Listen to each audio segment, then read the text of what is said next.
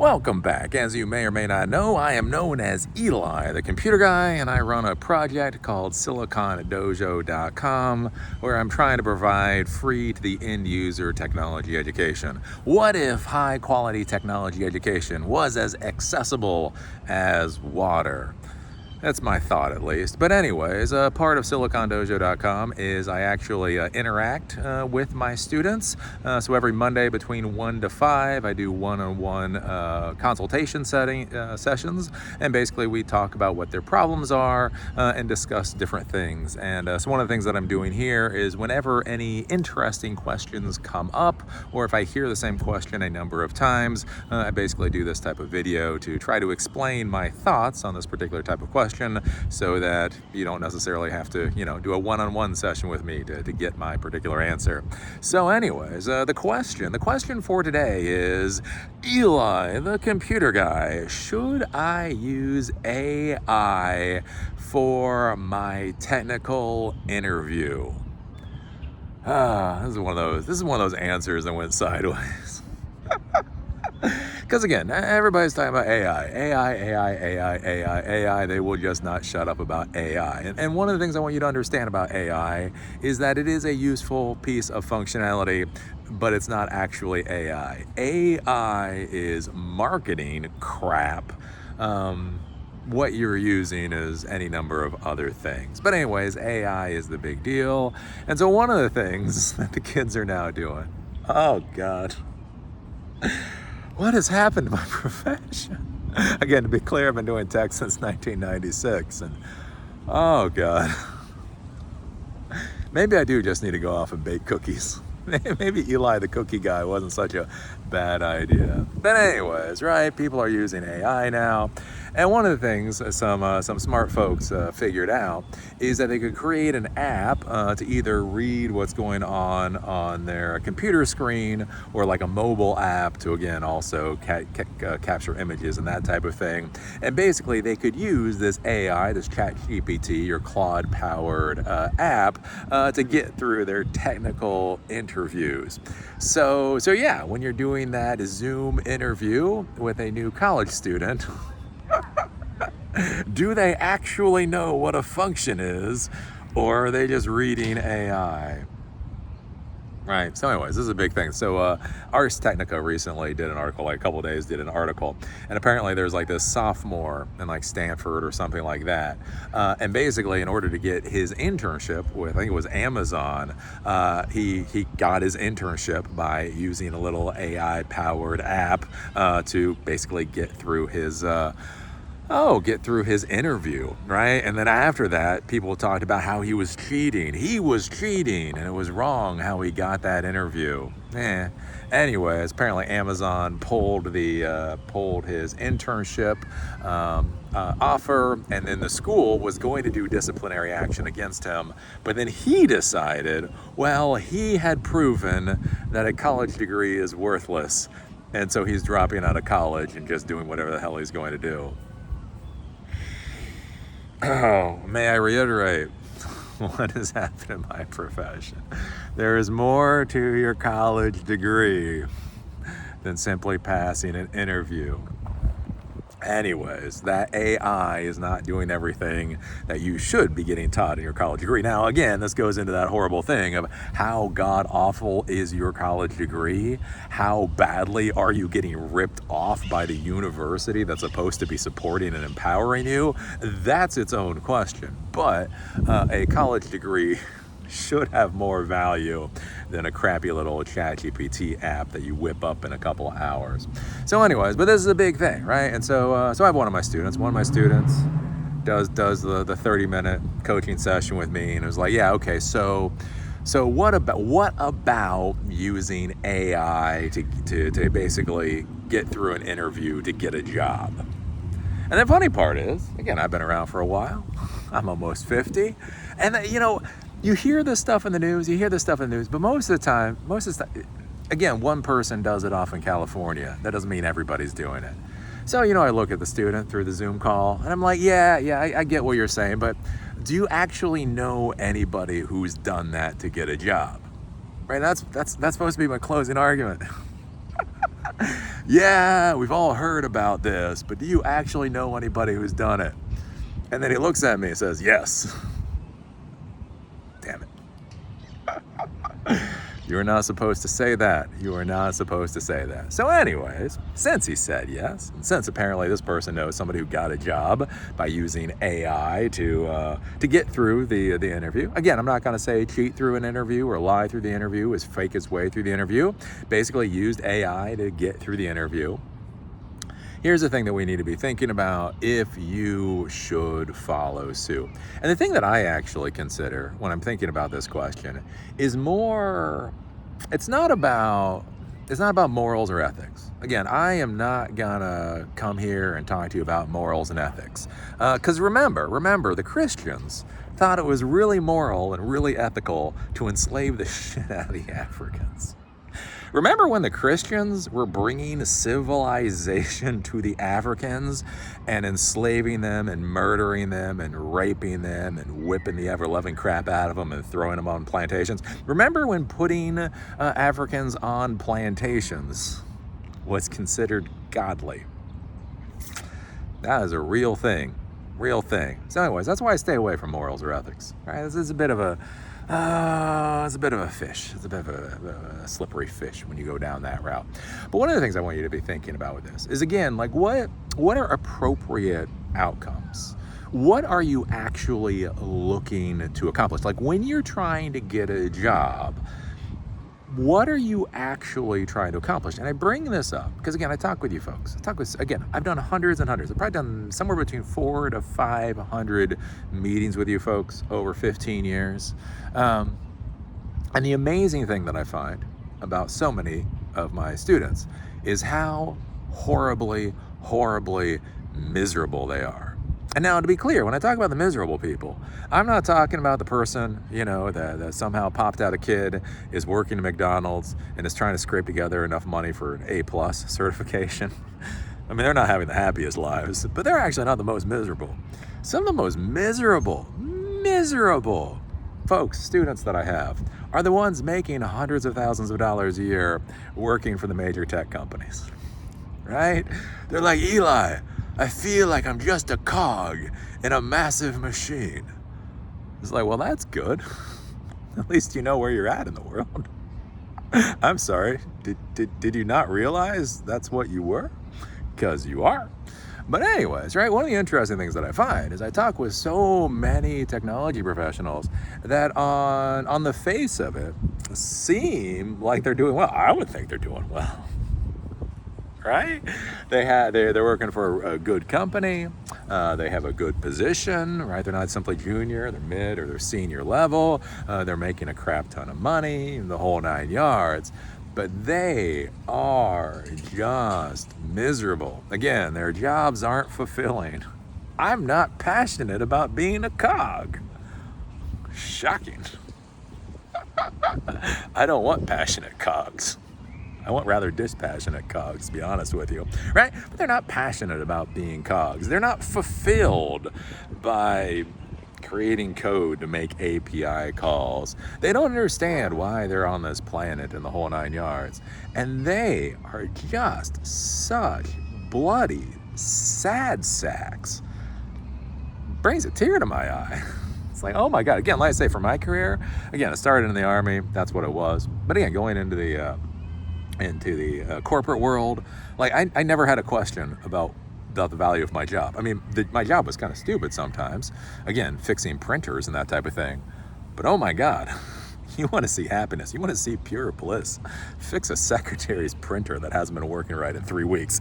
You will see happiness on that person's eyes.Anyways, and so the interesting thing that I find, like I say, with my career is, again, everybody that I've supported, there's always been value there. When I was in the corporate world, there was value. When I was a consultant, there was value. When I had employees, there was value. Doing YouTube videos, there was value.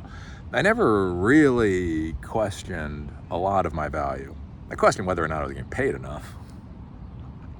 I still question that one. But anyways, right, that am I providing a service hasn't been that huge thing. And then one of the things that I find with so many of my students is yeah, they are completely lost. They are They are pampered. They are glamping in their existential lostness. Like most people, when they're existentially lost, you know, they have a crappy little dome tent and they're like making food off of like some little butane, cooker or whatever, trying to make ramen noodles. And so you look at those people and you're like, oh, I feel bad about those people. The funny people, the folks that are glamping in existential lostness, right? They've got the Airstream. They got the big Airstream. They got like the 30-foot Airstream with a couple of bedrooms in it, right? They have the big screen TV in there. But they're still in the middle of the desert of lostness. They don't understand anything any better than the person in the damn dome tent, right? And why I bring that up is when we start thinking about things like using AI in order to be able to get jobs, and especially past technical interviews, one of the things I really want you to be thinking about is what the hell are you actually doing and what do you expect the outcome to be? So one of the big things people argue about now, again, the young people always argue, they always argue about the authority figures, right? Those people are doing it wrong. But that's one of the things I want you to consider, right? So the whole hiring process in the tech world has just gotten more and more screwed up over the years.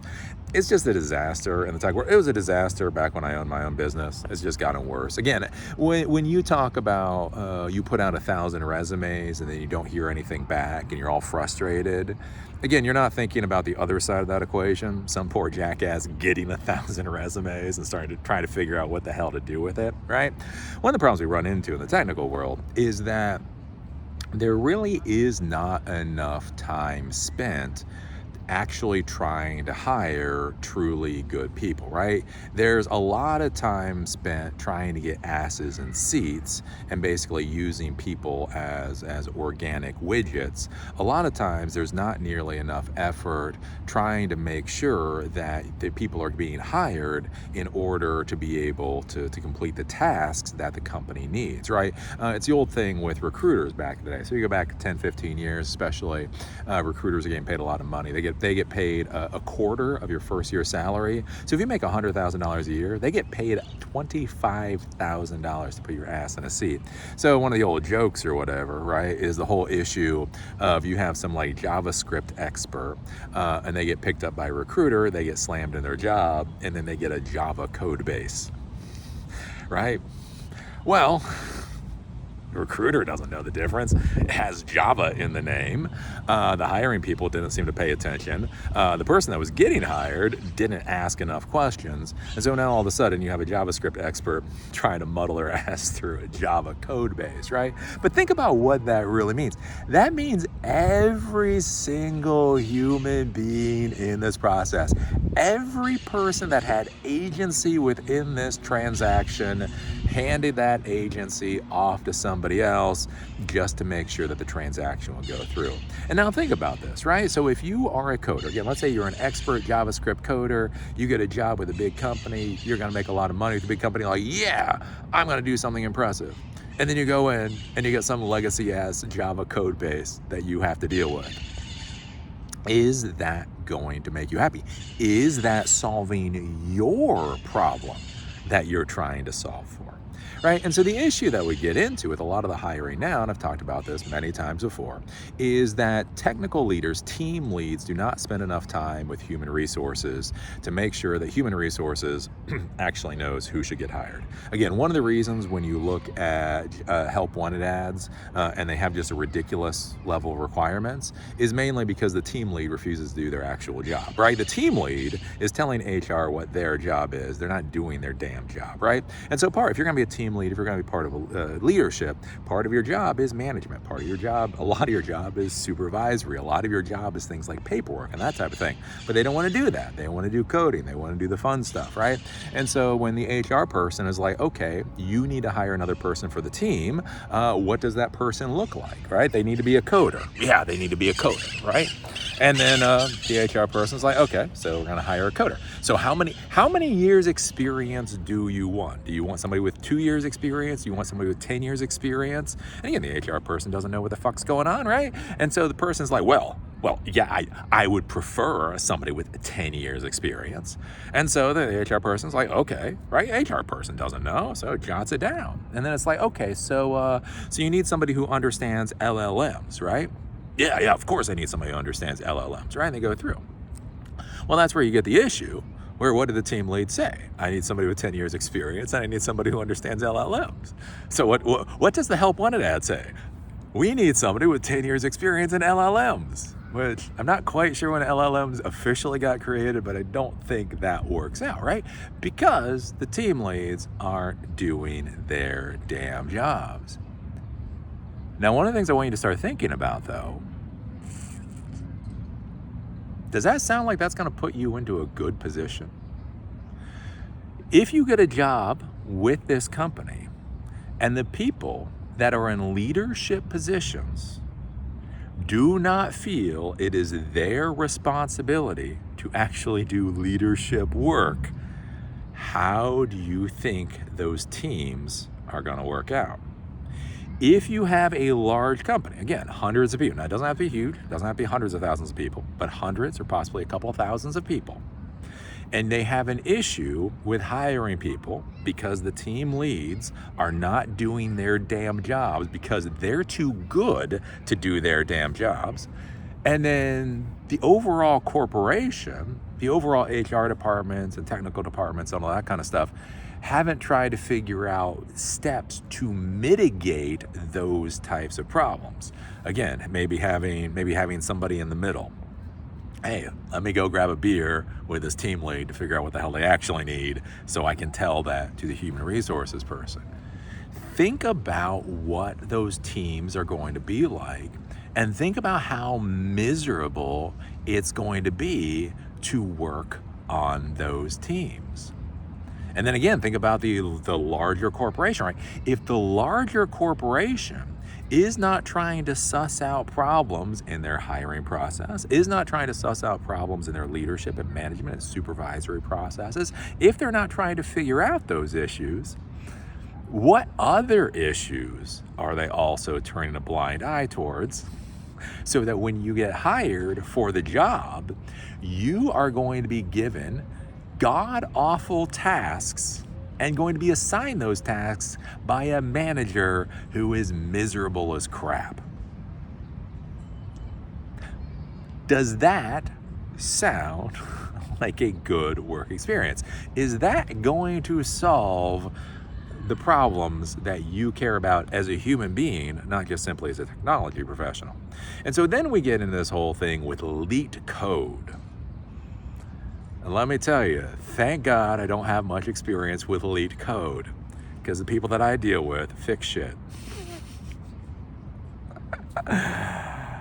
You spend 500 hours learning how to answer questions. God bless. I don't know that world. I don't know that world, because all the people that I deal with, they fix crap.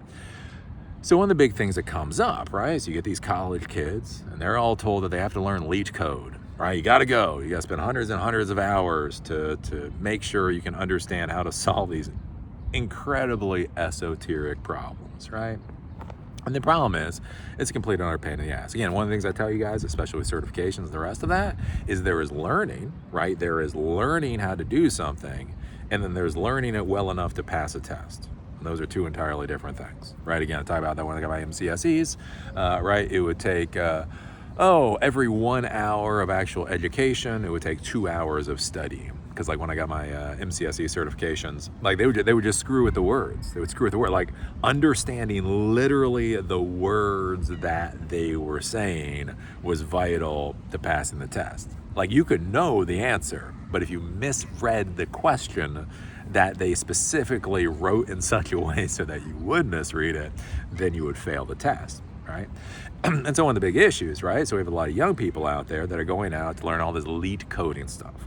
Again, what problem are you solving with that lead coding? Are you better understanding how LLMs and AI and that kind of thing work? Are you learning how to design systems in order to improve resource utilization with something like LLMs? Again, that's one of the things I talk about with LLMs, right? So many of the systems nowadays, we're trying to push all the requests directly through the LLM. I'm one of the people that says, hey, why don't we have a caching mechanism so we can push those through the caching mechanism, and basically a database system, before you decide to send it to the LLM. Basically, you can run a database on a potato. You need lots of GPUs to run the LLMs, right? Again, are you learning that kind of stuff with all your lead code studying, or are you just proving that you can study quote unquote lead code?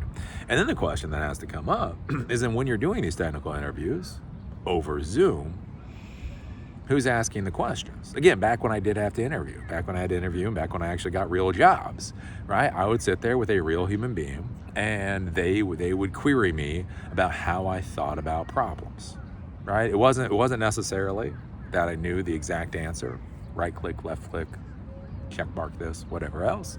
How do you go about troubleshooting the problem? And again, when I sat down, I was dealing with actual team leads or CIOs or CTOs and the rest of it. And so they were listening to, did I have the right thought process? And overall, did I have the right knowledge base? Like, did I say, well, I would go into Device Manager and I'd find this property, and I think in that property is a right click. It wasn't specific, it wasn't perfect, but it was like, okay, he knows Device Manager, he knows, yeah, okay, he's good enough. He can be able to figure out this problem, right? And so one of the things to be thinking about when you're doing this whole leak code crap, right, and they're testing you in this whole leak code crap, is who's testing you? Who's testing you? Why are they testing you? If the company does not have dedication to leadership and supervision, if the company doesn't verify their processes and fully understand why they're doing what they're doing, what are the chances that you are simply being told to jump through hoops because you have legacy hoops? Oh, you think legacy systems are bad? Oh, motherfucker, there ain't nothing worse than legacy hoops. Why are we doing this insane workflow? Because we've done this insane workflow for 10 years. I think we figured out how to make this workflow better like 9 years ago. Can't we do that? Nope. Right? And so one of the things, right? So if you're sitting there and you're dealing with somebody and they're giving you these leak code, again, right? You say these questions that you don't understand are very, very complicated or whatever else. And that is why you're using AI to pass the test in order to get hired. One of the things I want you to think at this point is, has the company failed the test?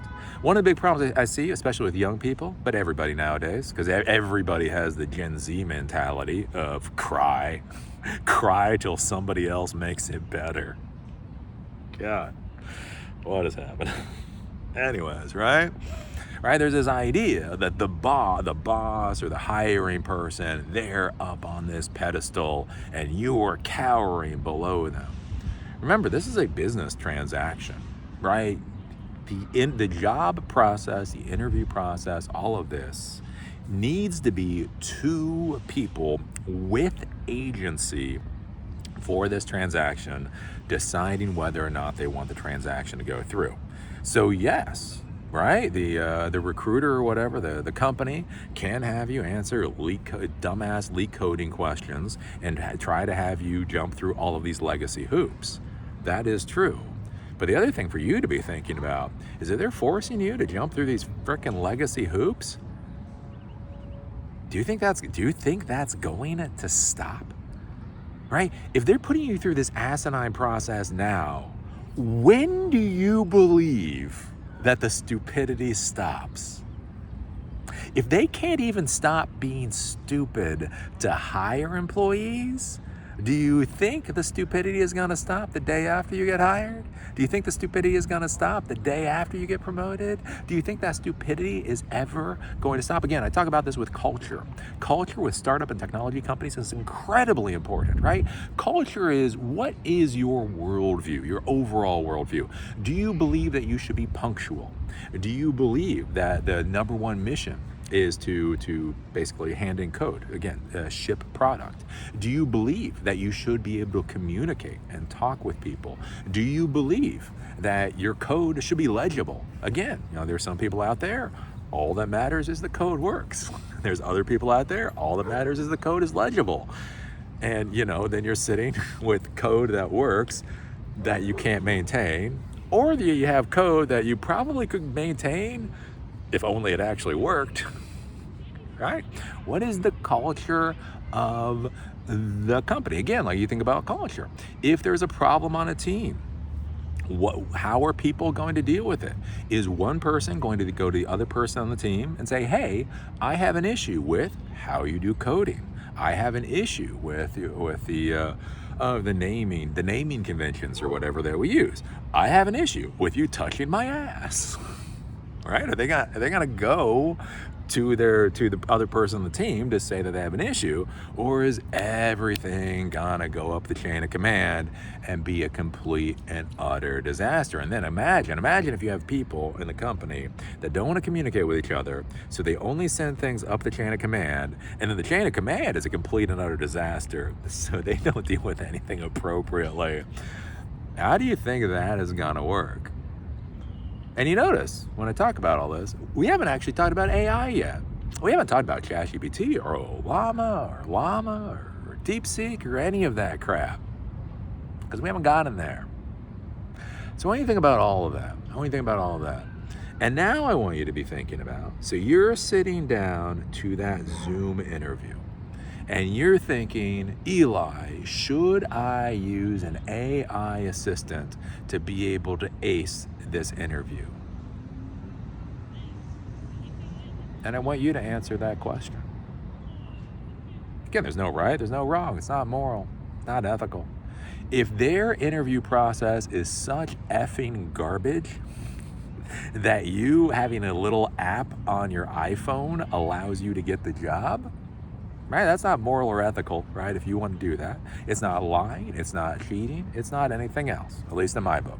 What they believe is what they believe, but who the hell cares? Because they're making you jump through this stupid process.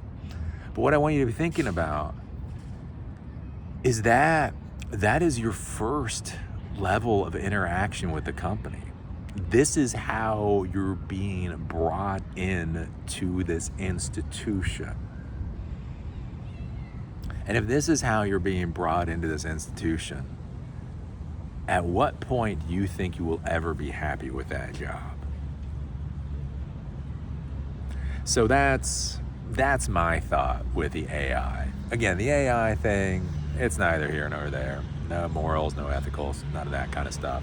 Again, I can understand, like if you get flustered a lot with interviews, again, we got a lot of words. Our industry has so many words. It's so weird. Again, like I said, I've done this stuff for 30 years. I've got all kinds of certifications. I teach you people. Like I literally teach people. Man, I go to some of these conferences or whatever. Man, people are like throwing out words. I just have to raise my hands. I'm like, I'm sorry, what's that word? Oh, that. Yeah, I know what that is. I just didn't know what the fuck the word was. Right, so again, if you got a little AI thing sitting beside your Zoom presentation, basically like a real-time glossary of what the hell they're talking about, because again, that's a problem you can run into. Again, there's all these, and we reuse acronyms. That's the worst part, when we reuse acronyms. Like, fuck, right? So it's like, what does he mean? Okay, right, she mean? That makes sense. But when you start going past that, what I really want you to be thinking about, again, when do you think you're going to be happy with that job?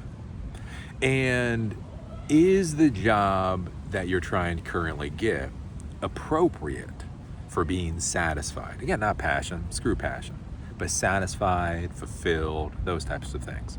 Because one of the big things I've noticed with a lot of this elite code, like when elite coding comes up, a lot of it, right? People are talking about FANG, Facebook, Apple, Netflix, Google, right? And one of the questions I want you to be thinking about is, do you really want a job with one of those piece of crap companies? Right? Again, if you look at Facebook, Meta, I guess it's, what is it? Mang? I guess it's Mang now. Nobody ever says that. It's not Fang, it's Mang. Anyways, Meta, right? Here's the thing, their management, their CEO is so effing horrible. And again, this is for the Eli the Computer Guy channel. This is for Silicon Dojo, so I'm not going to swear too much. He is such a miserable failure as a manager and supervisor and leader. They hired something like 20,000 people during the COVID pandemic. and then as soon as Elon Musk started firing people at Twitter, he just fired 20,000 people. Literally hired 20,000 people and then fired 20,000 people because he doesn't know what the hell he's trying to do. Again, Eli, don't you want to work for Facebook? No, there is not an ounce of me that would ever want to work for Facebook. That sounds like a damn disaster. Again, if you look at Netflix, hiring people, firing people, what the hell are they doing? Who the hell knows what they're doing? If you look at Google, Sergey Brin just came out and told Google's programmers that they need to work 60 hours a week so that they can win the AGI war, right? AGI. Intelligence, artificial general intelligence. See, that's why you need a little glossary thing. I'm not even joking there. Artificial general intelligence, right? But think about it. This is Google. This is a $1 trillion, I don't know what they're at now, $1 trillion company. And it's like, so Sergey Brin could either hire more people. Sergey Brin could either be a better leader to streamline workflows and basically how work is done with the company, so that these coders can have a 40-hour work week. Or Sergey Brin can be such a worthless piece of garbage as a leader in Silicon Valley that he's demanding his employees work 60 hours a week. And again, in the tech world, that doesn't work, right? If you work in warehouses, work 60 hours a week. If you're racking servers, work 60 hours a week. But if you're doing actual brain work, you just can't do 60 hours a week. I'll be the one to say it. You just can't. 40 hours is about your limit. Honestly, if you're doing hardcore tech work, you probably max out at about 30 hours a week. And then you go to some dumbass meetings to ride out the other 40 hours, right? Because it just burns brain cells. It just burns brain cells. All right? And so Sergey Brin is such a piss poor leader of technology professionals. He's demanding that they need to work 60 hours a week. Is that the kind of garbage company that you want to work for? When you hear that, do you believe your professional experience with that company is going to be anything other than hot trash? And so one of the things to think about, again, there is a lot of tech companies out there. There's a tremendous number of tech companies out there. Again, more development shops than you can throw 1,000 sticks at, right? You got all kinds of development companies out there. You got all kinds of startup companies out there. You have all kinds of enterprises out there. You have, well, I'm not sure about government. Non-US government, there's probably still jobs there. They're firing a lot of those folks right now. But anyways, there's a tremendous number of opportunities out there. And they will be in companies that actually know how to run a company. Who were they? I had one of my old sponsors. I forget what they were. They were a multi-billion-dollar company out of Nebraska, Lincoln, Nebraska. And I talked to them again, multi-billion-dollar tech company out of Lincoln, Nebraska. It's like, wow, how the hell do you do that? And basically, the person was like, well, we produce certain types of equipment, right? And basically, we want to make sure our employees are happy and they stick around. And when you run a company in Lincoln, Nebraska, everybody wants to go home and be able to coach Little League. So basically what they said is like, look, we give our high value employees, they work 40 hours a week, they get good pay, they get good benefits, and then they're always home to coach Little League, right? Anyways, I forget what their name was. It's been a while since I had them as sponsors. They were good sponsors. Anyways, but that's one of the things I want you to be thinking about. You don't right? You're not hearing that from Facebook anymore. You're not hearing that from Google or Netflix or Apple anymore. Again, work-life balance. Again, like think about that. Like if you go to work for these companies, again, that's the whole thing. Like what are you trying to accomplish in life? What are you really trying to accomplish in life? Do you really just, is AGI worth your life? How many people think about, oh, I'll get married next year. I'll get married 10 years from now. I'll have kids at some other point, right? If you're going to these jobs and they're demanding so much out of you, you can't have anything other than the job. Again, is that accomplishing what you need? It's what I talk about with a lot of these startup companies, thankfully, right? A lot of these tech companies, thankfully, they've stopped doing it. But where they used to have beer tap, right? Beer at the job was a big thing, was a big selling point. And I've screamed about this for years. Because think about this, they want to own you to such a degree that even when you go to have a beer, they want you to do it on company property. Let me tell you, with Silicon Dojo, again, I don't really drink beer anymore. Anyways, if we ever have employees, if we ever have a facility, everybody will know the bar down the street to go to for happy hour. Because let me tell you, as a business owner, the last thing in the world I want is the liability of my employees drinking alcohol in company time. That sounds like a disaster. When you get done with the day, go somewhere else to drink your beer. Right? People don't think about that. How are you gonna have a family? How are you gonna coach Little League if your company doesn't even want you to leave to drink beer? So anyways, we've gone a bit far afield on a lot of these topics, but that's what I want you to be considering when you're looking at these companies. And again, you're thinking about AI, you're thinking about any other systems like that to get around it. Again, are you so trapped in the game you don't think about playing a different game? Again, we're here with technology, or at least what I teach. Again, I don't care about your paycheck. I really don't care about your paycheck. I don't even care about you getting jobs. Don't, like this whole thing where everybody is like, Eli, how do I get a job? I really don't care. Look, I'll give you the advice I can give you, but I less than care, right? Our job is to solve problems. Our job fundamentally is to make people's lives better with the utilization of technology. That's what we do. That's why I'm fulfilled. That's why I come here day after day. That's why I'm working on a Linux self-study program. That's why I'm here in Miami. Again, one of the big things with being here in Miami is finding a place, again, that actually makes sense to do in-person classes and all that kind of thing.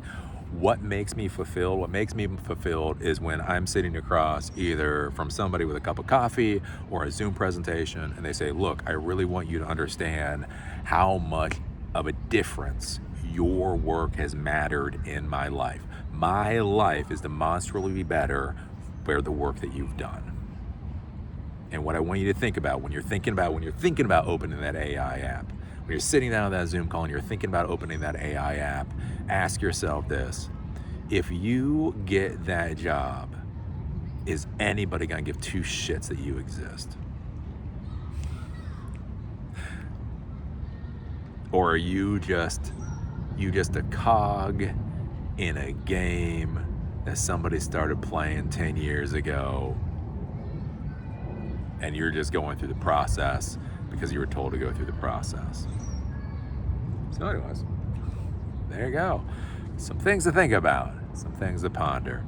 So anyways, with that, I say Miami's looking good. Or Miami Beach. Again, Miami Beach is its own town. Miami Beach is not Miami.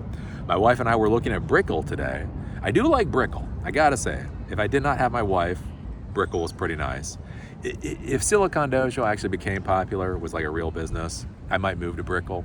It definitely has that like yuppie vibe. Like when you think about like Seattle, like downtown Seattle, when you think about downtown like DC or Northern Virginia, it has that Seattle, Northern Virginia vibe down there in the Brickell area. So we're looking at Brickell, but probably not Brickell. We're going back and forth with some different places.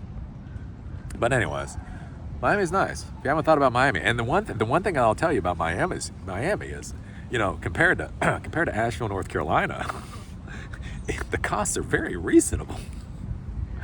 Again, that's the other thing to think about, like with the real world.